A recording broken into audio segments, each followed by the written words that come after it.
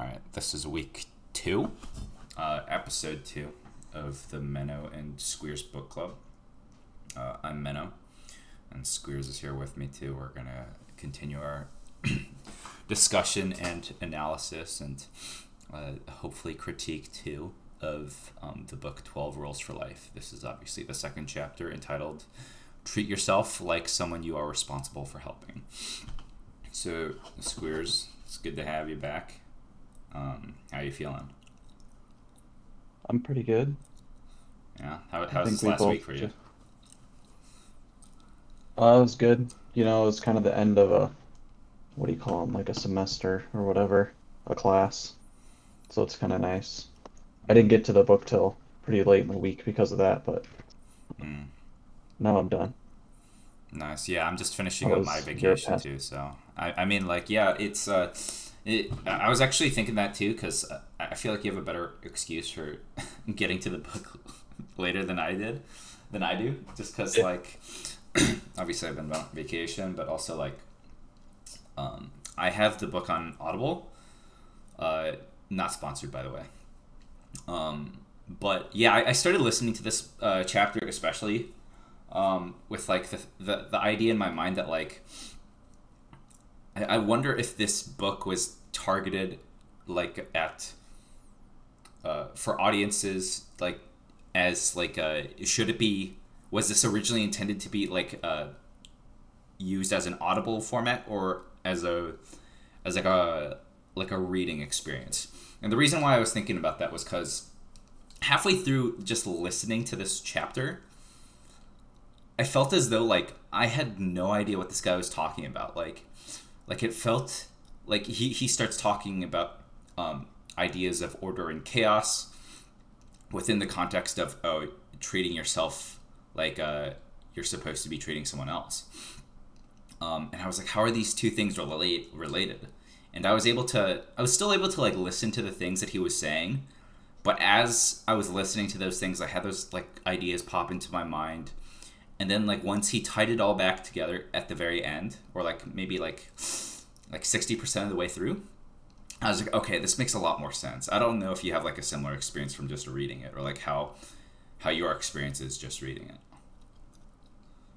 Yeah, I was about to say the same thing. I do think Jordan Peterson is a much better speaker than he is a writer based on this book.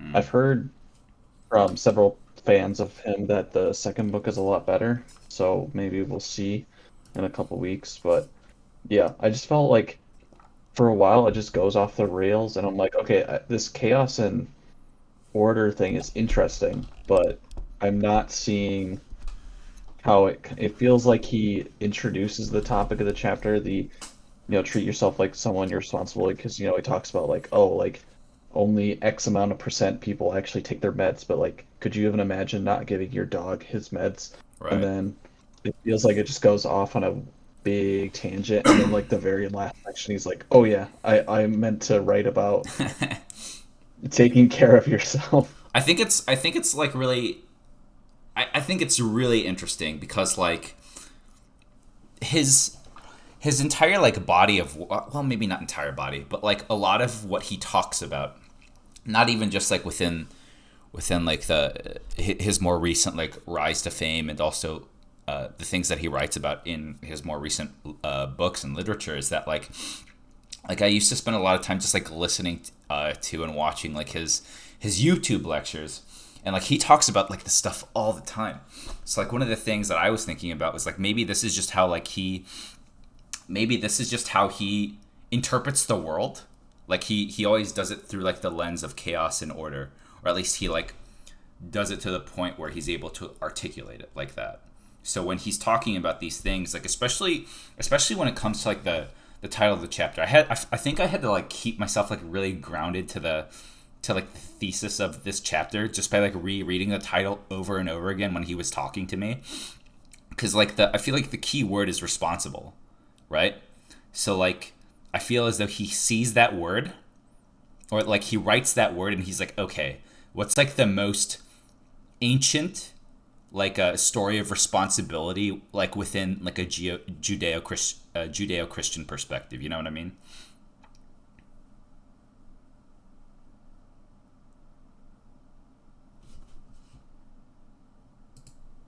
Hello.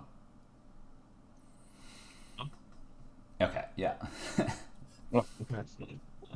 Did you wait? Hello. Can you hear me? I can hear you. Can you hear me? Yeah. Yeah. Yeah.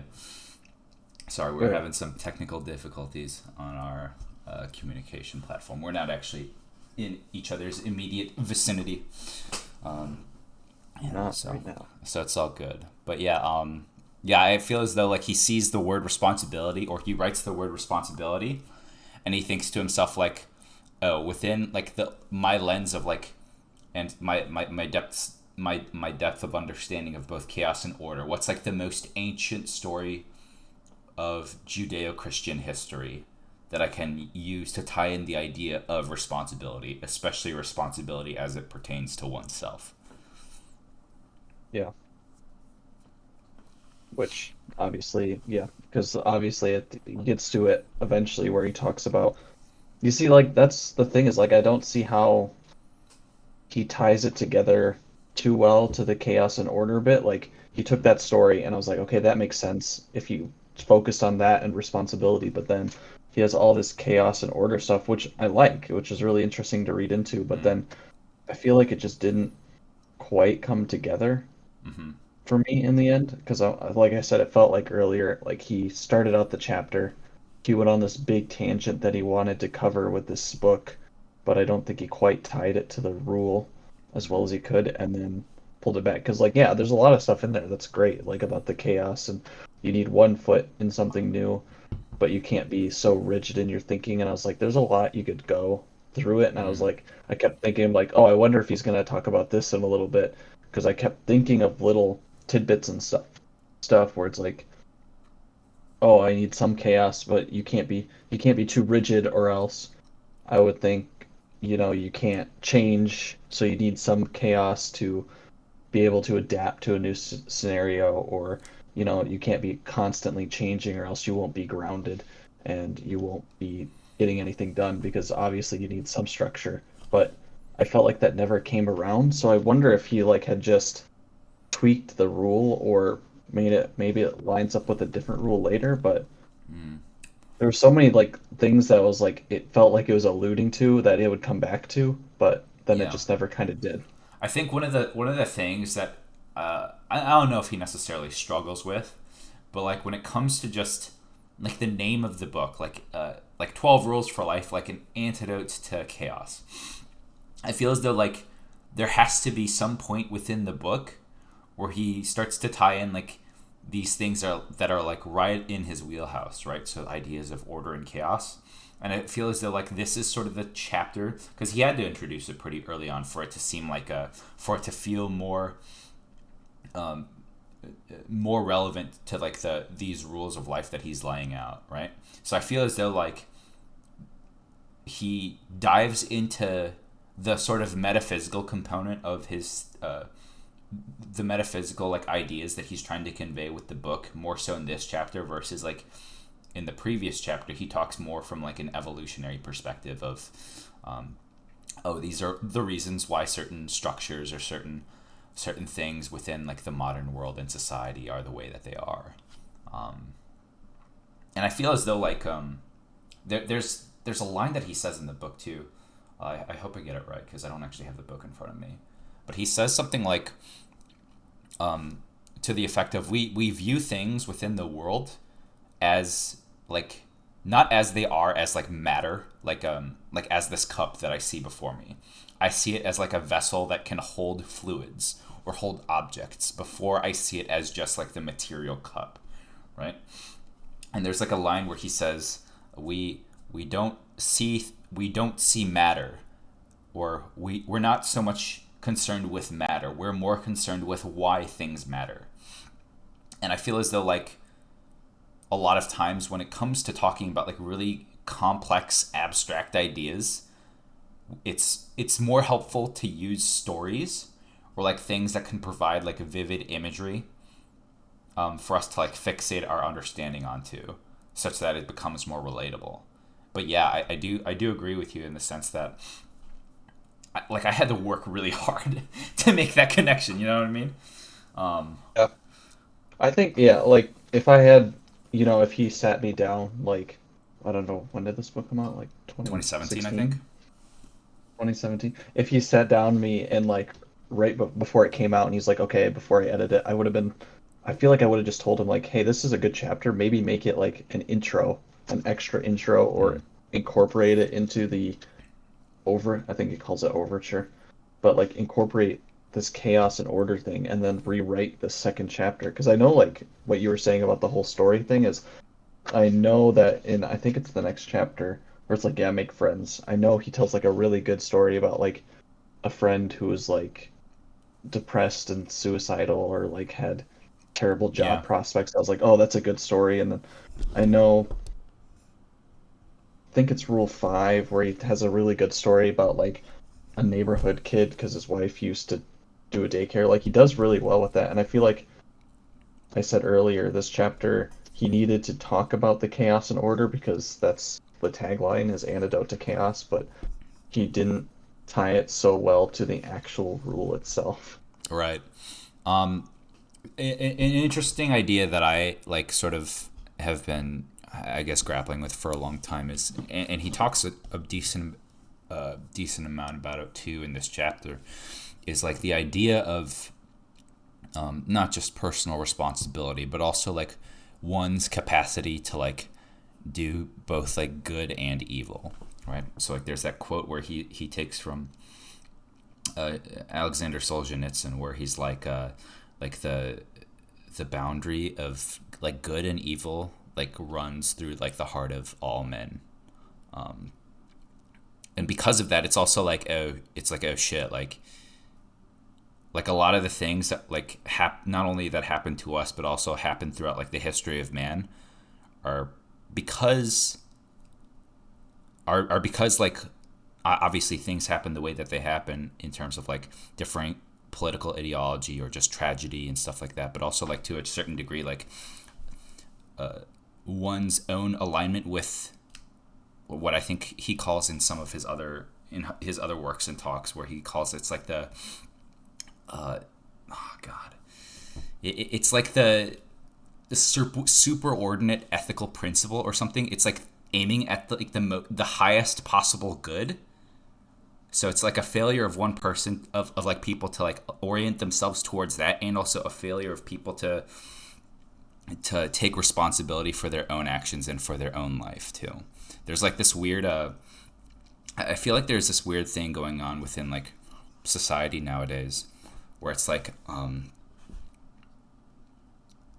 maybe it's like this weird balance, best described as like this weird balance of like knowing what to take responsibility for and what was because of like things happening unto us. So like an example of that would be being like, oh, let's say like I had a particularly traumatic childhood or something like that, and I had like abuse or like stuff going on that led me to like being like this terrible human being now. It's like, yeah, someone looking at this story could potentially just look at it from like the person's perspective, the individual's perspective, and be like, okay, yeah, these things happen to like him, like in the past, and there's nothing you can do about it now. But like the reason he stays that way is because he fails to like do the things that I just mentioned, like aim himself towards the highest possible good and also take responsibility for his actions moving forward. Yeah, I think it's interesting because I was just watching a video and thinking kind of along that same line about I know you know who Destiny is, but he uploaded a video the day we're recording this, and he was talking about how the discourse around mental health is right now, and he was talking about like, oh, he feels like it's so misbalanced from Mm. responsibility versus what's happened to you, where he said he was talking about depression, and it was like it used to be like the whole pull you up by your bootstraps. Oh, you just go to the gym and your depression will go away. But now he feels like it's completely flipped, so Mm. that no responsibilities Yeah. happening. And if someone comes to you and they say, "Oh, I'm like depressed," and you say like, "Oh, you should go to the gym or like get out more or do this or that," they'll get mad at you and feel like you're attacking them or saying like, oh, like this is your fault that you're depressed now. So it's like this weird, we've kind of flipped from it's all your responsibility to like, oh no, like none of it's your responsibility and you Mm. need either just like I don't know what people are looking for. and I feel like our society more often nowadays is just looking for that magic pill that's gonna like, or the magic life hack. And I know I get caught up in that where we're just looking for a quick fix that'll be permanent, and it's like, oh, if I just, take a 5-minute walk every morning, everything will be fixed, or like somehow everything. Whereas like there's more to it, and it's a lot of work to get to that ideal. Right. If that makes sense. No, it definitely does, and I think he actually talks a little about that too, like in his previous chapter, where he talks about like the idea of gradually introducing more order into a depressed person's life as like a first line treatment, let's say. So like he says like if I'm remembering correctly, he says like one of the first things that we do when we're assessing someone for depression and trying to create like a sort of treatment plan or lay before them treatment options is to establish like, oh, do they wake up and go to sleep at like certain hours? Are they eating enough? Are they doing like any of these other things where it's like taking care of themselves? Are they still able to like properly bathe themselves, feed themselves, and all that stuff? So I think it is interesting that like Destiny talks about that. Again, I haven't actually watched this video, but I do know the guy. He does also say some pretty like weird and contentious stuff, but I think I agree with him here, because I was actually having a conversation with another friend of mine earlier today too about like the idea of like depression and what it means to like say that you're depressed versus being like clinically depressed. And I feel as though like it's so weird because I feel as though that same problem that you outlined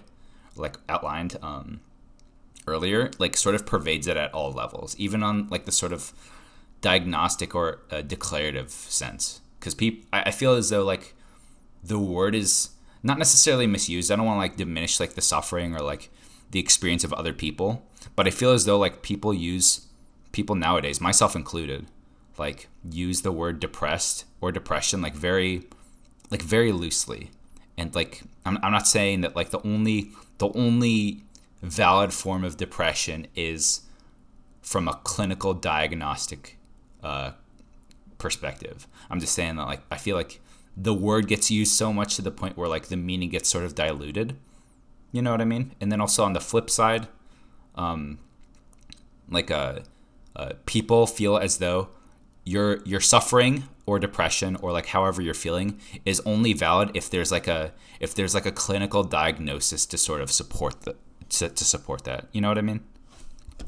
Let's do. I think I feel like we're hitting up two different rules that are going to come up. The one is the compare yourself to who you were yesterday. So, like that little incremental change plus the be precise in your speech, because I really like that precise in your speech chapter, because if you can't like specifically say what the problem is, you can't accurately solve it.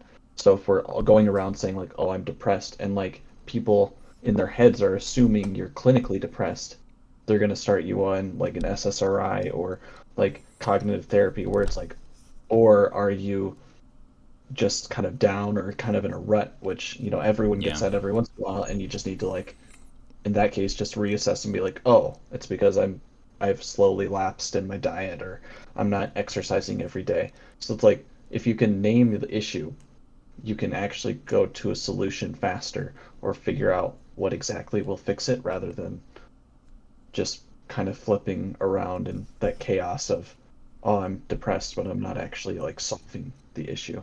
Yeah, that makes a lot of sense. Like I think like times in my life where I feel as though I have like the least amount of order, or like I feel like I'm just like so unstable, or I'm like damn, like I just don't feel good about myself. Usually it's because like I haven't like properly, not number one, like properly like assessed what the problem was, and also the second part of that is because of that I can't come up with a plan or like a solution because I haven't outlined what the plan is, And like I feel as though sometimes when it comes to something like that, sometimes it's better to put all your eggs into the basket of what exactly is my problem. Like 90%, like you spend 90% your time, like properly asking yourself the right questions to get to the bottom of what exactly is the problem. And then once you properly understand the problem, I feel as though the solution kind of presents itself to you a little more easier too.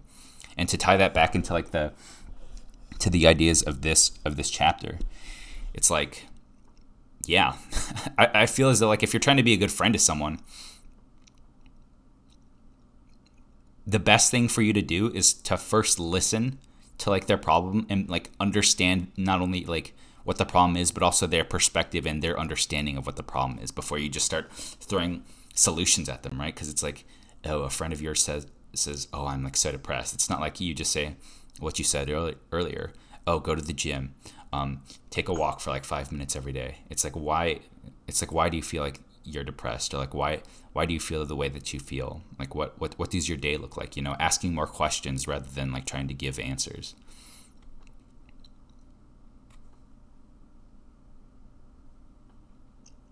What do you think about the whole staying within order and chaos, and like how do you think that would manifest itself in one's life? What do you mean? Like, what do you think it would look like? I mean, you don't need like a concrete example, but I'm trying to think like, how do you keep one foot in chaos and one foot in order Mm. for, like, say you're starting, we're both starting semesters soon. What would you think? And for, I guess, everyone who's, if you're listening to this roughly around this time of year, it's like you're starting school again. So it's like, okay, how do I keep Mm. myself in order while also keep myself in chaos? Or say you start a new job or whatever. Mm. It's a good question. I think I think a lot of it comes down to like like let's look at it from like a, well, I'm going to talk about it from like a student perspective.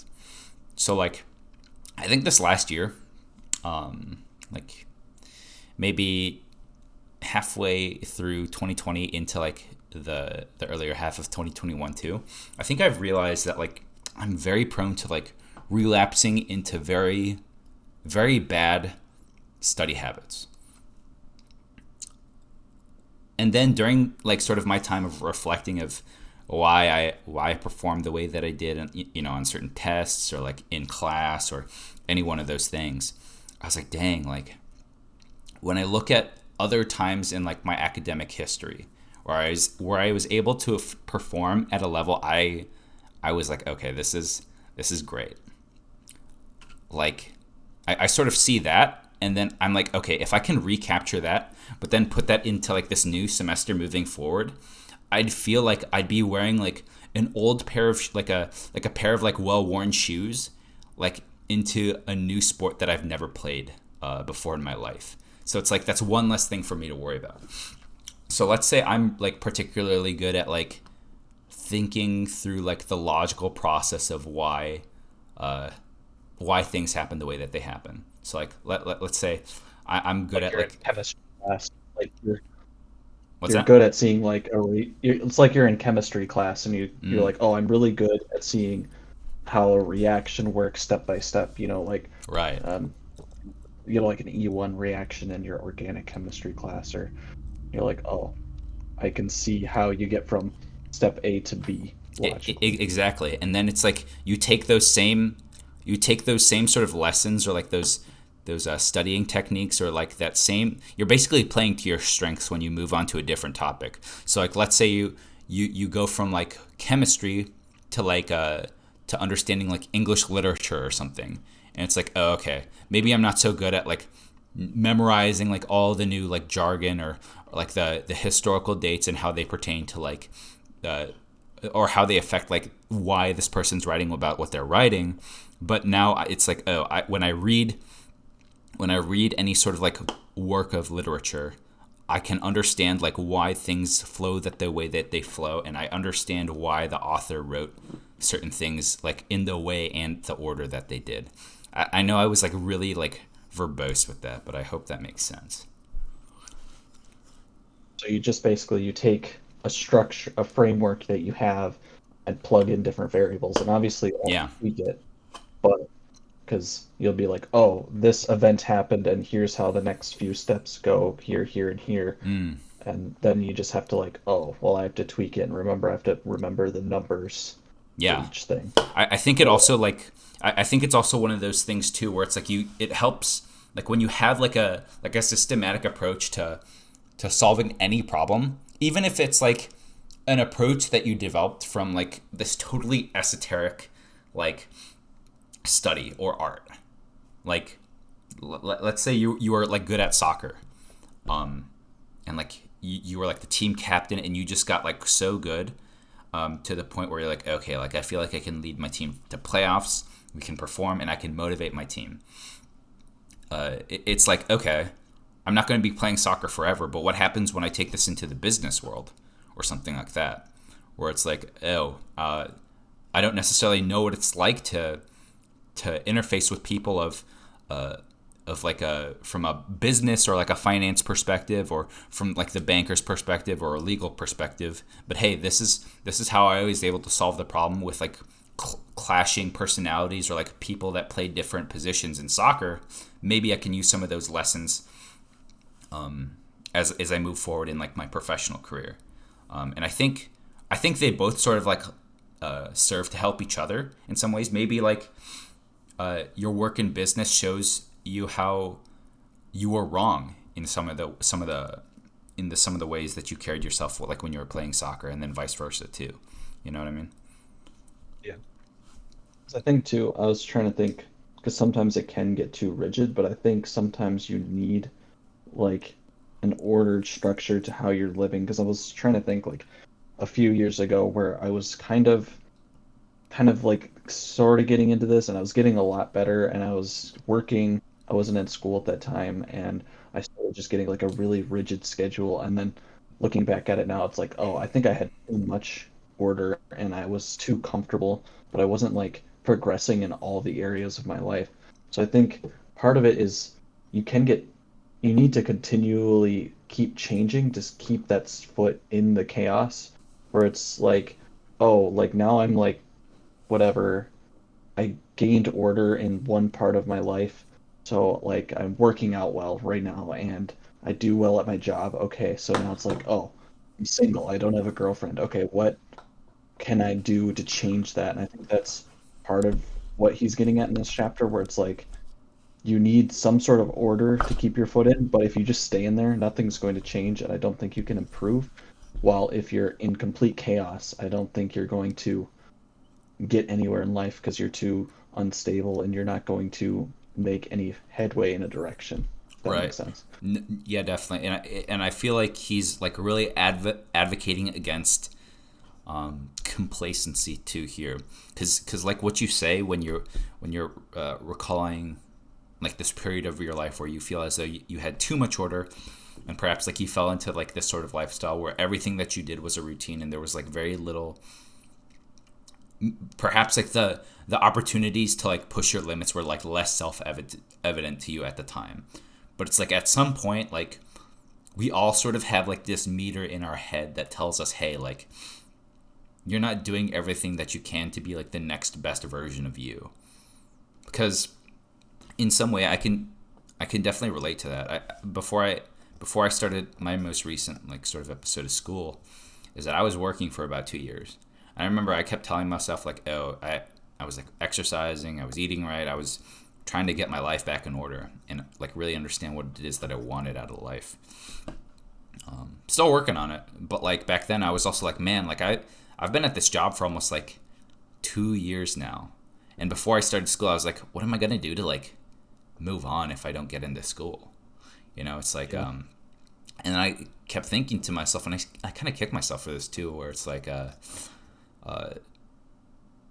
I, I was almost sort of like mentally attacking myself for for not like reading like a book every week or like doing anyone like a million things to like do like this quote unquote self improvement or like rewriting my CV or my resume. It's like all these things happened in the past, and there's like not really too much that we can do to change it, but we can still take ownership and still take responsibility for our life moving forward. You know? Take that, you have learned something or you do have a system set up that you can take forward and then start branching out into unfamiliar territory, like we were saying. Yeah, when it comes to like sort of the core idea of this chapter, like, do you feel like this is an idea that you particularly struggle with? Like, not in terms of like understanding, but like in terms of like manifesting or like practicing or like acting out in your own life.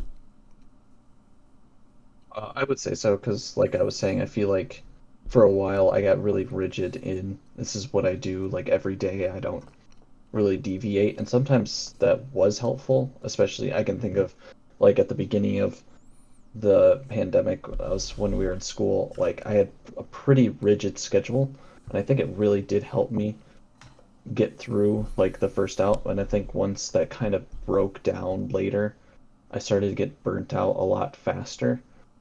Um, and I think it also helped me too because, right when school started, I was really rigid. I don't think it probably hurt me in some ways, but on others, like I was like, oh, I got really good grades my first year because of how rigid I was. But I also realize now that I'm like, oh, I kind of missed out on a whole year of meeting people, my classmates, and like getting to know them better. Whereas, I don't know what's going to be more beneficial in the long run. That's going to show up later, and I'll learn later. Maybe if I'd gotten to know a couple more people, I would have had more contacts, or if I took the time to talk to more professors out of the way or reach out to them, maybe that would have benefited me for getting like letters of recommendation for something. But I also look at, oh, maybe in the next step of my life, everyone's going to be looking at my GPA or test scores, so Mm. it's kind of a balancing act there. So I don't know. I feel like I went off on a tangent there, but No, that makes sense, dude. Like, I think I definitely fall into the same trap too, but sort of like the opposite. Like, I think when we both started school at the same time, and that's sort of how we came to meet each other. And I remember making like this conscious decision, like especially towards like the beginning of like our time in school. Like I was actually I feel as though like I was actually performing like pretty well, like surprisingly well. Like I was surprised by like my own performance when I first started school here. And I was like, man, like I'm doing well, but I don't feel happy. And I was like, what would make me happy? I was like, oh, maybe I should focus more on like uh like the social parts of like of like just being back in school too after working for so long. And I realized like, oh wow, this is something I'm really bad at. And then I think I pushed myself to the point where I tried to be too social or too engaged for my own good or like by my own metrics too. Like by no means am I like some sort of like social savant or like a social butterfly. Like I think of myself as like pretty introverted. But I was like, man, like if I spent less time like caring about what other people thought about me or you know how I would appear to like certain people if I showed up at certain events or whatever, like I probably could have gotten a lot more done, and put myself in like a better position to achieve more success like within academia or at least like within like this phase of my career. So I was like, dang, like yeah, I guess it sort of goes back to the idea of like grass is always sort of greener. We can always look back and see these experiences or like these opportunities as they've flown by us rather than fixating on like the ones that served us like at the time and put us in the position that we are now. So I think it's totally normal, dude, like because I feel it all the time too. Shit. But yeah, man. I remember. I do. I remember, I forget where it was in the book, but discipline kind of jumped out at me, but I forget where. But where, you know, you need that like pretty rigid structure so that you can have, and if you go with that metaphor of the yin yang symbol, that when you have order, there is still some chaos in there. So obviously, it's never going to be too rigid. But I think having enough order allows for the chaos of not being in that structure. So if Mm, I say it like this way, if you're like, okay, I need to study X amount of hours or I need to go to work and get all this work done, or like you're self-employed. It's a little different if you're working like a 9 to 5 because that well structures out things for you. But if you're like say in school or you're self-employed, if you get your work done within a rigid structure, there's going to be you need a little bit of leeway in there, but you also then realize that you have time for a bit of chaos at the end of your day, or like you could take the weekend off because you were so rigid in that structure, if that makes sense. Yeah, definitely. I think like growing up, my mom used to always tell me too, like, and this is one of those things where I really like bite myself for not like really like heeding her advice, where it's like you need a schedule, and I was like, maybe it was like the sort of like contrarian or that part of me that just like didn't appeal too much to authority, or it's like, man, I don't need a schedule, like. I can just do what I need to. I just know inherently what it is that I need to do. And then sometimes like when you're looking back at it all, or someone tells you no, like for like you can't get like a certain job, or like you didn't perform like well on like certain metrics or whatever, it's like, dang, like I really should have used a schedule. I really could have used like some like order and rigidity in my life, because that's really the only way things get done. Otherwise you're just like shooting like fish in a barrel, or like you're trying to like walk your way through like through a forest blind. You're always going to be missing the target if you don't know exactly what it is that you're trying to do, and also establishing for yourself like, oh, what's a plan that we can do to like get from point A to point B. And I think it's the same reason, like I don't know if anyone has like any like sort of training in I guess like crisis management, but like I remember like when I was taking swim lessons when I was a kid too. This is kind of a tangent, but I'm going to talk about it anyways. Like one of the first things people say is that like when you first jump in the water, don't panic, because like when you panic, that's like when shit gets really rough. Like you're stuck in the water, maybe you don't know how to swim, and you can't keep your head above water. So like when panic sets in, the first thing you want to do is like breathe, right?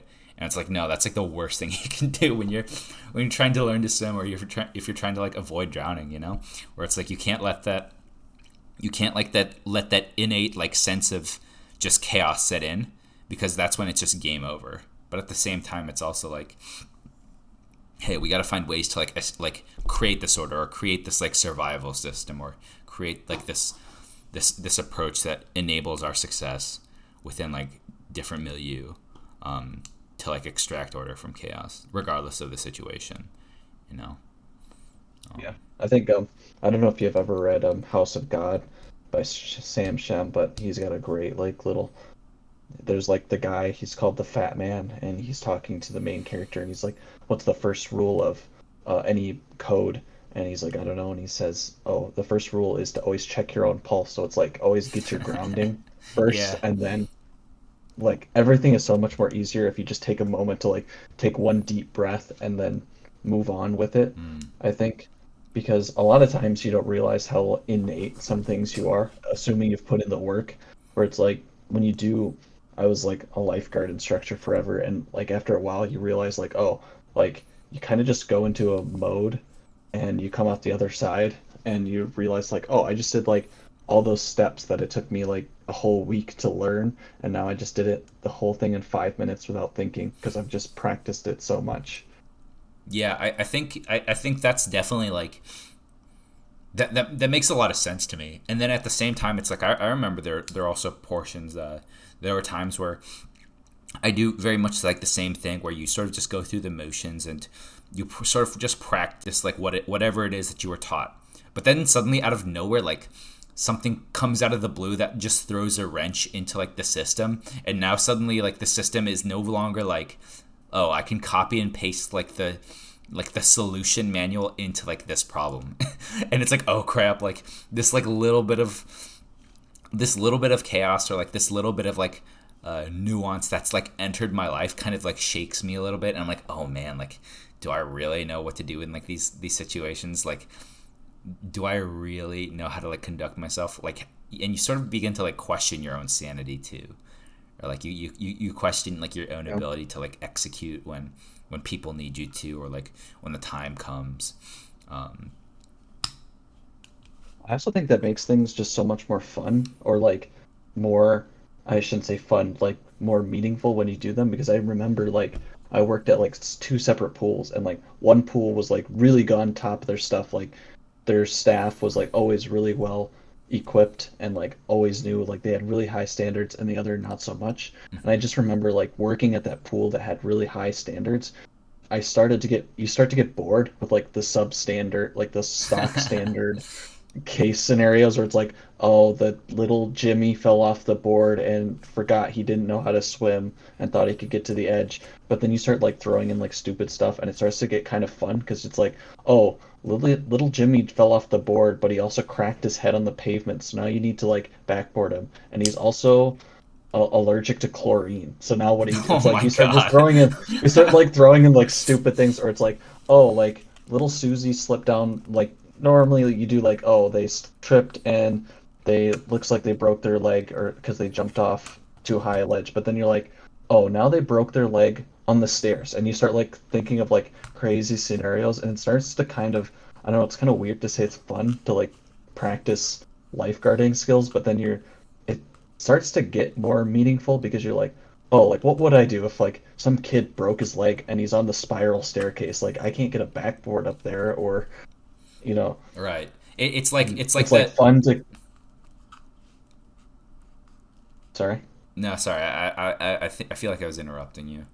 Oh, I was gonna say it's just like it starts to get fun to come up with creative solutions to problems. Yeah. I think, yeah, and then you feel like one, you have the mastery of it, plus yeah, like I said, you start to come up with cool solutions. That's why I think like it's fun. Like kids love to play with like Legos or Minecraft or whatever now, where it's like you start learning the basics by following the instructions, and then you think it's like, oh, what if I built this? Or like I need a thing to do this. How do I do it? And I think that's where you start getting that puzzle solving and like why people like puzzles and stuff because you start to come up. It's fun to come up with solutions to complex problems. Yeah, I remember like reading this quote. I think it was like off a YouTube video or something in the comments section because I'm a fiend for that type of stuff. But like I was reading through the comments of like this random, I don't even remember what the video it was. But the top comment was like, before you break the rules, you need to like understand them to the T. Or like you have to like understand the rules so well to know when it's appropriate to break them. Because sometimes rules are meant to be broken. And like I feel as though a lot of times when I feel like I'm in my zone, or like in that border between order and chaos, it's like, oh, I've spent so much time like doing the mundane or like the routine type stuff, to the point where I don't have to think about it too much, to the point where I can start to point out like the inefficiencies or like the excess fat of like a certain process, or I'm able to like think for myself rather than having someone else tell me how to think, you know. And then when it comes to like what you're saying too, when it comes to like these sort of scenarios, it is fun. Like thinking about the scenarios are fun. It's not like we're just wishing or like we're hoping for like random people to start drowning because they're allergic to chlorine or something, you know. But it's like the process of challenging ourselves to think beyond the scope, because you know, who knows, maybe like these things are entirely possible, like literally anything can happen, right? So it's like fortune favors the prepared, you know. And sometimes living so much in like the routine gets us too acclimated to the point where, oh, like some new situation suddenly presents itself to us. Now we have no idea what to do because we didn't go through like the mental gymnastics of like challenging ourselves to not only think of solutions but also thinking of ways, or thinking of how we would react to those solutions or react to these situations if they were just like total like freak accidents or any one of a million things happening. It kind of goes back to what we were talking about, like hierarchies last week, where Mm. I don't think sometimes it seems like when you're in that hierarchy and you're at the bottom, you can't see. And I think once you master the hierarchy, you don't have to be like at the peak, like if you're a doctor, you don't need to be the surgeon general. But like I feel like once you reach a certain higher level of mastery in any skill, you can start to like pick apart what you think is inefficient, or like you'll see why certain things are the way they are, and then I think you'll be much more successful in improving that system, or at least improving how you work through the system, I think. Which I think if you pull it back to the chaos and order thing, once you like gain mastery of the order of a system, you can start introducing chaos to see what little bit of change and a little bit of this, sorry if I rephrase that, what a little bit of chaos injected into that order will do in certain scenarios. Yeah, you know, like it's like the circle of life almost too. You know, you think about like a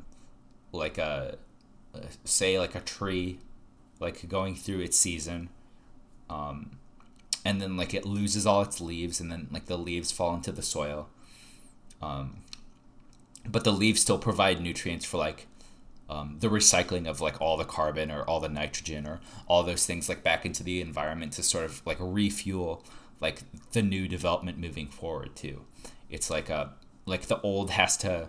There's a time when the old was new, but then there's also a time where the old has to die off such that the new can like be reborn and be better off in the future too. And the same goes for it is true for like ideas, because nothing in this world is perfect, right? Like there's always room for improvement, but there's also like a process of improvement that requires understanding from like a previous system or a previous infrastructure, or anything that came before us. We're just like, oh, like this is where we are right now today as like a society, or like me as like an individual.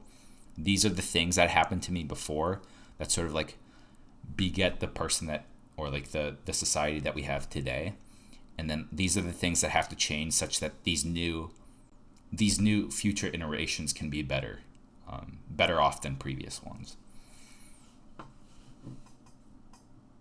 Yeah, I feel like we just keep dancing around the whole, or circling around the whole, if you have enough order, you can withstand, basically the core thesis of it's, if you have enough order in your life, you can withstand chaos, or Jocko is saying is discipline equals freedom. So if you have the discipline, you're able to have freedom, or if you have the discipline, you're able to deal with an excess. I don't know if you want to say an excess of freedom, but yeah. Do you think what parts of this chapter, aside from just like the general organization, what parts of this chapter do you think could be like interpreted as like contentious, or like, let's say, things that people disagree with? Because I feel as though a lot of the archetypal things that he talks about, it's not like I feel like those types of ideas are really hard to just say, oh, I don't agree with that or whatever, because they're sort of like, I feel as though we all believe them to be true on some level, but like what parts of the chapter do you think there can just be like a group of people that are just like, oh, this is like I inherently disagree with this. yeah, I meant to go back because the videos I was talking about last week, they did basically what we're doing, but like they're vehemently against Jordan Peterson. I meant to watch what their video said, but get to it. So hopefully I can do that every week and just see literally what people are saying. These people are saying, or other people, because like the first thing I thought of is like, I know people are gonna get weird about the feminine being chaos and masculine being order, which it's whatever. Like, yeah, you can think that's a bad thing to characterize it, but if you can't deny that that's what it was in like mythology, where Zeus is always, or not Zeus, what was his examples? Like, I think like Tiamat is supposed to be a feminine god versus Marduk. Marduk. Yeah, it Yeah, was I like don't think he that. brought those up. I'm trying to remember which specific deities or whatever he talked about. Yeah, I think he talks about Tiamat as like this giant like dragon of primordial chaos or something like that, and then Yeah. he talks about like Marduk, which is like this like guy who speaks the truth, and like from that he like creates the world out of like the fragments of Tiamat's body that he like massacres or something. It's something super metal, and I remember hearing that for the first time. I was like, "Whoa, this is!" I was like, "This is insane, man."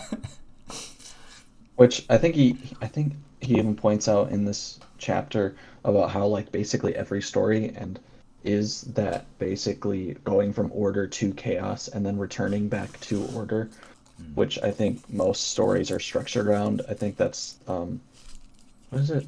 Who's the guy's name who came up? It's like the monomyth, and it's like a circle. And Oh, it's the like hero's journey.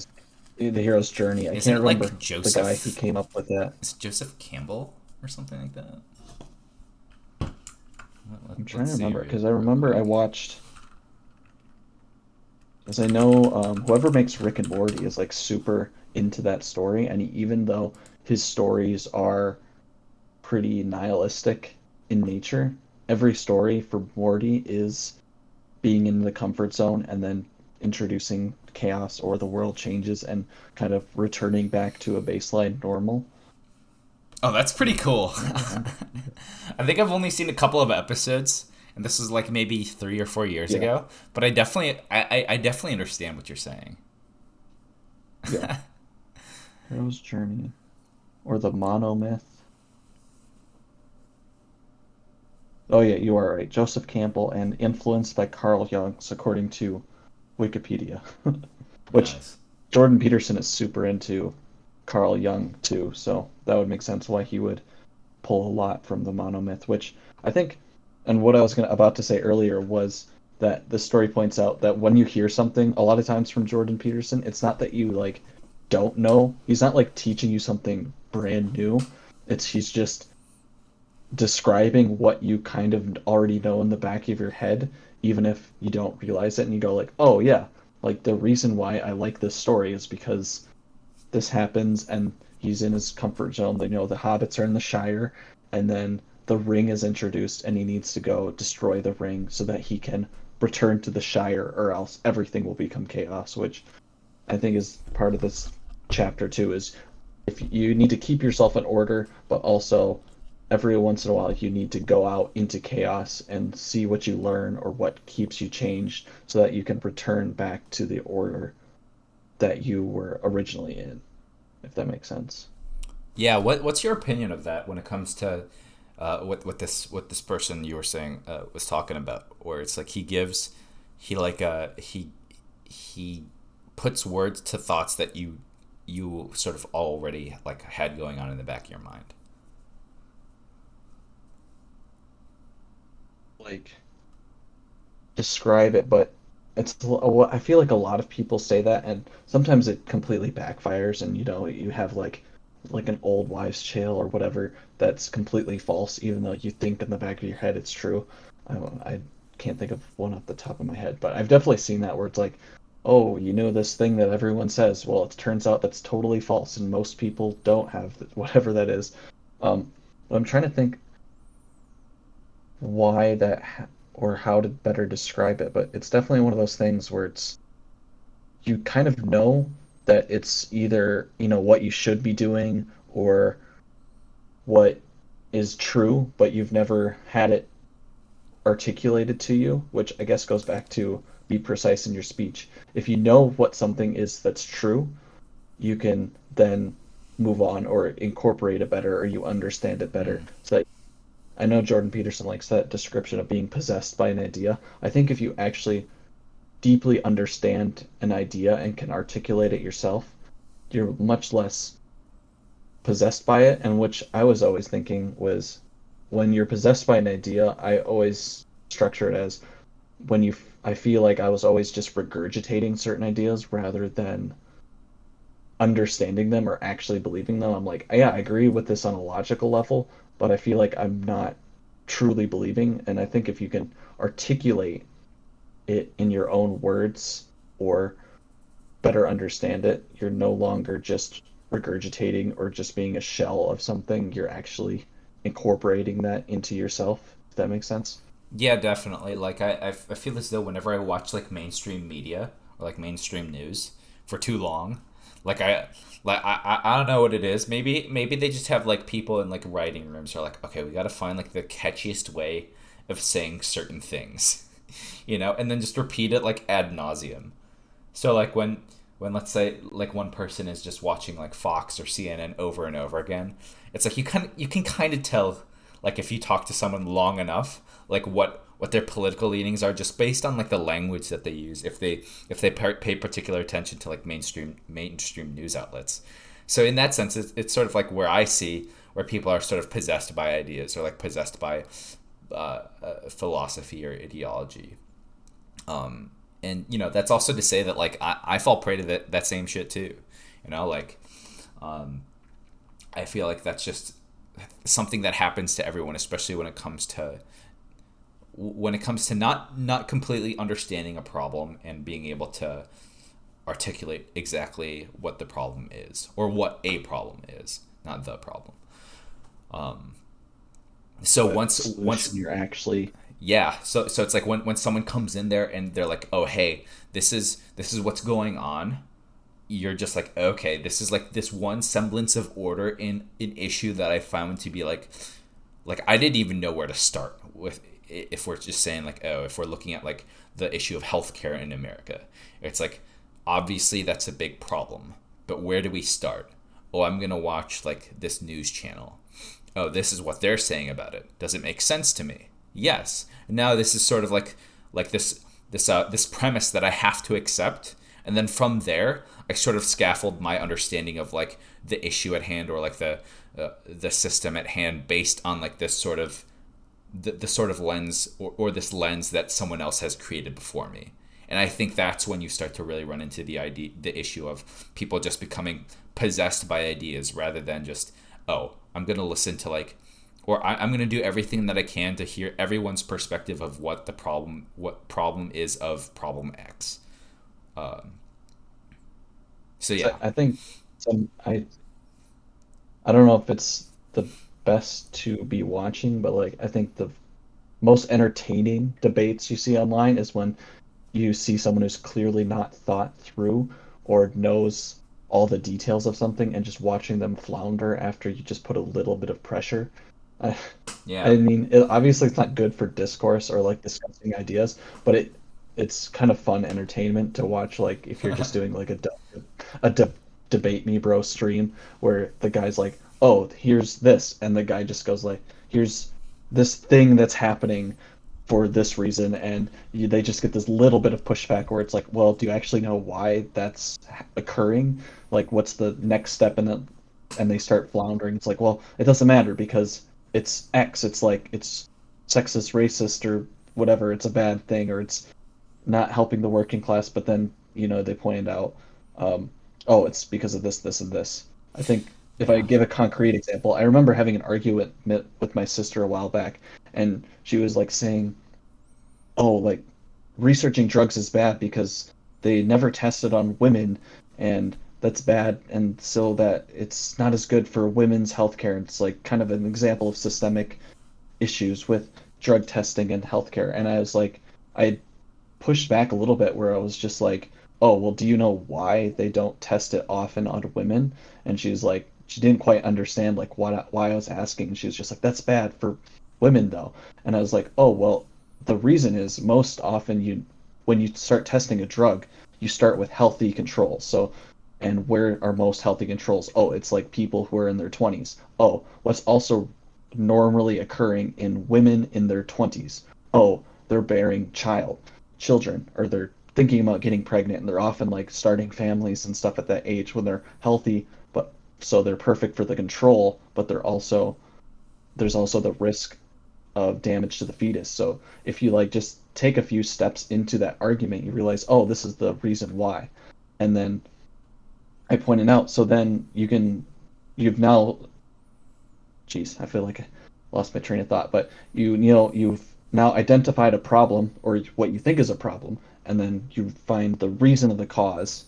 So, you have that little bit of order with your problem, and here's the way it's structured. So here's the chaos of trying to find a solution, or having your idea challenged to come up with a solution, and then you can find a better solution from there and return to order, hopefully improving that structure. So if I take that example again and go back, it's like, oh, women aren't being tested with drugs, so we don't know their effects as well in women versus men. Oh, well, the reason why is most women are trying to become pregnant at that point or in their life when there would be a good healthy control, or we can test the effects of a drug.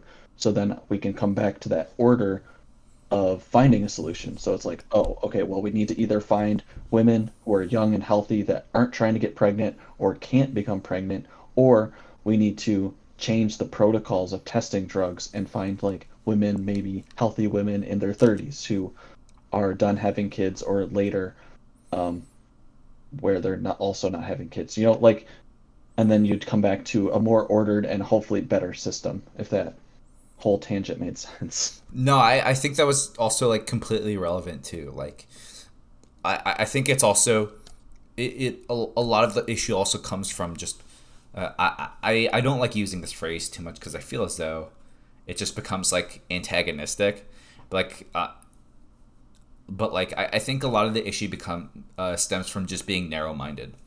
And I'm a pretty narrow. Well, I try to not be narrow-minded, but there are definitely instances where I've recognized myself being like, oh wow, I'm like very like shallow in not just like my understanding, but also like my capacity to like understanding someone's like another person's perspective for what it is, rather than just seeing it as, oh, this is like an intellectual adversary that I have to like contend with, rather than just trying to like really understand what's like at the heart of what they're trying to say.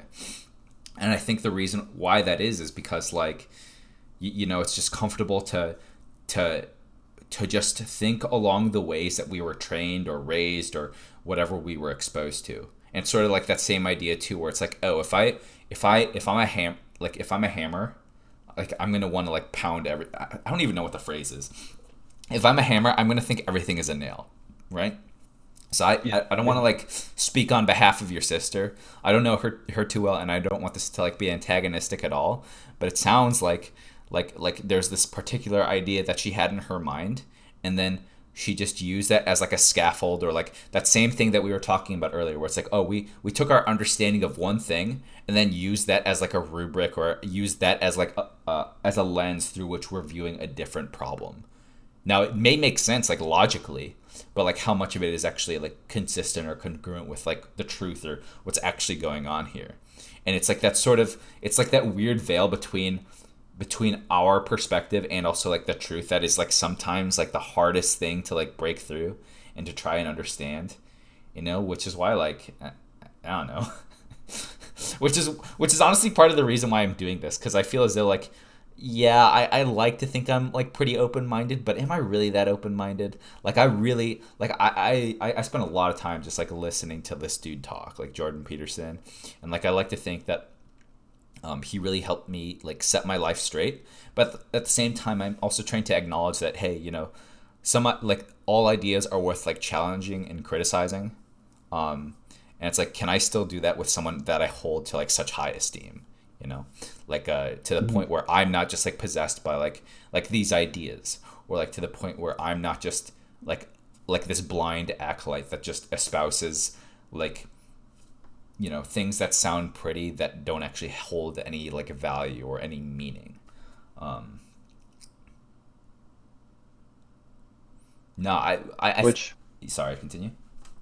Oh, I was gonna say, which I think is the reason partly why he wrote this book, and also kind of the culture we're in right now, where I think a big part of postmodern thought and a lot of this critical theory and stuff, I don't want to get too much in the weed, but a lot of it is breaking down and deconstructing everything. And I feel like everyone's deconstructing everything. It's like, oh, why we're deconstructing all our media and we're deconstructing all our ideas and science. And I think that is a good idea, but the issue is, after you've deconstructed everything, if you just keep deconstructing and tearing down and making all this chaos, you're never going to be constructive, because you're never returning to any sort of structure to build back upon, which I think it's important, which if you go back to the whole theme of having chaos and order, is if you can you should introduce chaos into a system and question structures, but you also need to keep order or bring back the order that you took down. And I can't think of like a specific example, but I feel like this happens all the time where we're deconstructing, and we keep going so far that we get either into some crazy territory where it's like, okay, this isn't tenable anymore. Like, can't build society around this ultimately deconstructed system you've created, or you somehow loop back all the way back around to arguing for what you were trying to deconstruct in the first place, and it's just what is happening, you know? Yeah, that's actually sort of like when I hear that description, like that definitely ties into what we were talking about earlier in this episode, where it's just like, oh, we feel as though Dr. Peterson just takes like this idea and then takes like this particular modality of thinking, or like this paradigm, and then just like deconstructs it, and then he ties it like back all together like at the very end. You know, some of it like requires like a little bit of like stretch of the imagination, or like we had to work kind of hard to really sort of understand why he wrote and organized the things that he did in this particular chapter. But you know, it still makes sense, and I think perhaps like that's also one of the reasons why they're like why being able to maintain like open lines of dialogue and communication of people of different lifestyles and uh, different political ideologies and different political philosophies is so important, is because sometimes it takes one of those groups to like say, okay, hey, we've recognized like the significance, or like the depth to which like our history is rooted in like these ancient stories or whatever. Now is the time, but now is the time we have to like move forward in our understanding. And it's that same thing where it's like, we have 1 foot in order and 1 foot in chaos, and like somehow like I don't know how it is. It'd be like that sometimes, where like the pendulum just swings one way or the other, you know.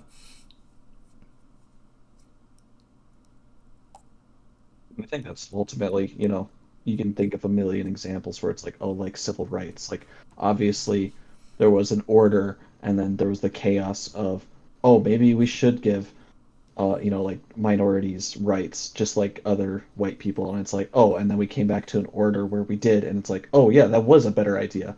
And then, the next movement was kind of like gay marriage, where it's like, or even if you go back one step before that, where it's like gay homosexuality used to be in the DSM for psychiatric evaluations, and then we like took that order, we deconstructed a little bit, and it's like, okay, well, what's actually going on with gay people? It's like, oh, well, they're just like born with this, and it's not an actual thing, and so we come back to an order structure that we've improved upon. So I feel like it is good to introduce that little bit of change and then see if it if it improves things or makes them worse. Because I think like the big example of like a big change that made things worse would, like you start thinking about World War II, where it's like, oh, there was like a big kind of change in Nazi Germany, and that was a disaster. And then they made a big change in Russia and in China, and like, the whole spiral of communism and socialism of the late like 20th century, where it got too chaotic and too much, or they didn't pull back to order soon enough to keep the improvements that they gained while also not losing the structure of the good structures that came before it. That makes sense. Yeah, I was watching this interview with I think it was Rogan, and I think he was interviewing one of the guys in like Jocko's Navy SEAL squad. I can't remember like specifically the guy's name, but he was talking about like what it's like to kill a person, or it's like the changes that a human being goes through. And he was talking about like his experience killing the guy, like before like the guy died. Like I think he said he killed him with like a stone. But he had bested him in like hand-to-hand combat, because like, I think he snuck up on him, and like before the guy died, he just looked at him, and he was like, wow, like that look in the eyes just sort of told him that he recognized that individual was gonna die. And then he's like, the sort of like crazy thing is that like he had no, it wasn't personal, right? Like, he didn't know the guy, he didn't know his backstory, he just knew that he was like on the other side of like this conflict, And the crazy thing too is that like when you look at any sort of like conflict like that in history, and sometimes it doesn't even need to be as far as like, you know, going back into like wars and stuff, but even like within your own personal life too, where it's like, say you're arguing with your loved one, like your spouse, your partner, your parents, like your siblings, or anyone. It's like one person always think, like everyone on both sides always thinks that they're right, you know? So like maybe sometimes like one person perceives like the other side as like existing in total chaos, but that side actually thinks, oh, they're right. We're imposing what we believe, or what we know to be true, and what we think is the most effective way of establishing like this new order within the world. You know, it's sort of crazy, just because I feel as though like the goalposts change every time you look at something from a different perspective. You know, depending on how far you go with depending on how far you go with that.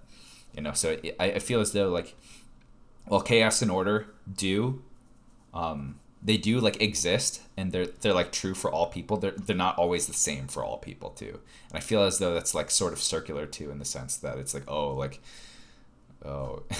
you're not saying anything new, you know? At the same time, it's like, man, like, I don't know, man. It's crazy.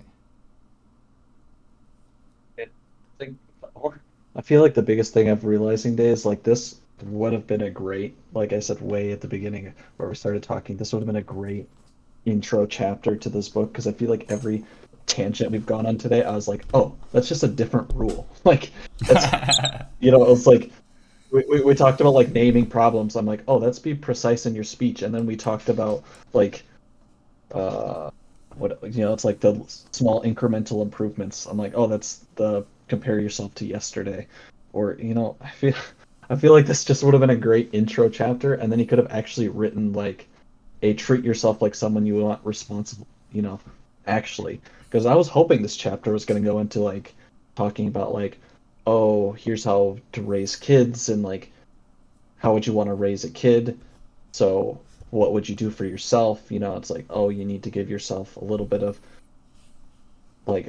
freedom, but you also want to make sure, you know, your kid is practicing their piano lessons, so do that to the same yourself. But I feel like it just didn't get there because he needed to get this like introduction for the rest of the book out of the way.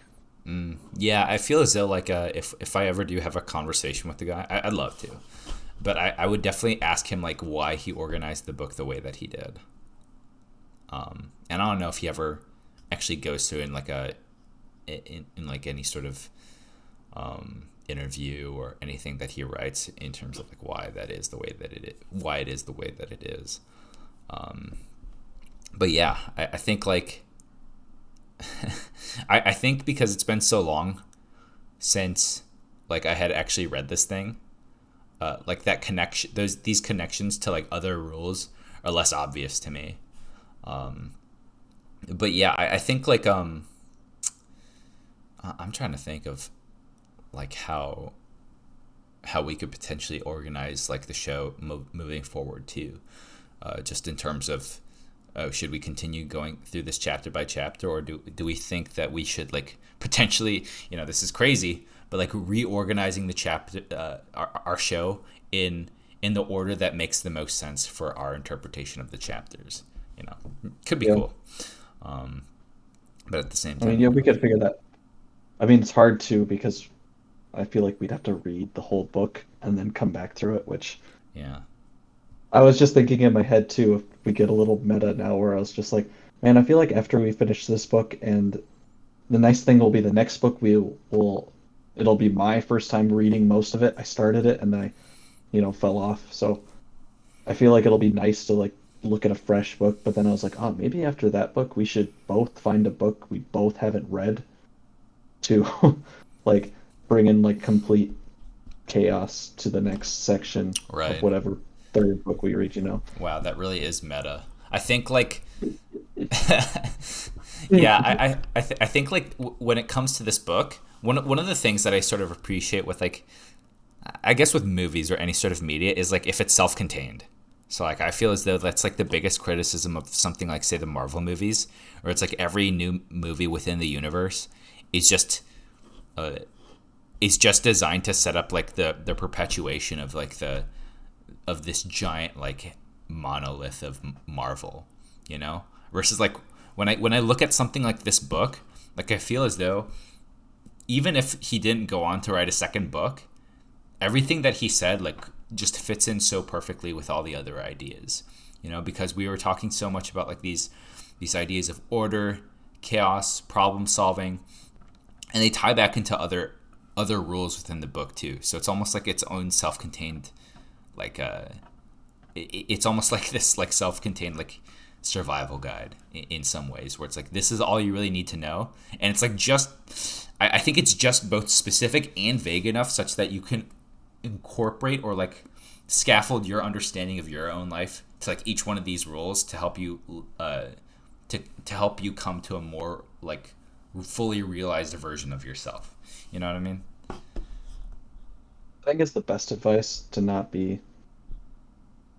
write a book with specific advice, because I feel like Yeah. then it's not going to apply to the most number of people, or it's just going to straight up not work for some people. Yeah, I think that's also part of the reason why like I sort of appreciate him not making like the connections so obvious in this chapter, because as I was listening to this, I was like, damn, I have a lot of time to really think about just like not just the connection between the two, but how like these different aspects of whether it's like the story of Adam and Eve or like the rule specifically, how it like pertains to my life, which is sort of why I like why I like Audible books a little bit more now. Not just because, you know, I'm fucking illiterate, but also just because like, you know, I feel as though the hard work of putting your eyes on new words is like kind of being done for you. So you get more freedom to think and more, it sort of frees up like your hands in some ways, like hands physically and metaphorically, you know what I mean? But yeah, this is a great discussion, man. That this is probably going to be all for us today on the Menno and Squares Book Club. We're just going to sign off now, and we hope you guys tune in. Listen to the previous episode for content on Chapter 1 of 12 Rules for Life, and we'll see you all in the next week. All right, peace, guys.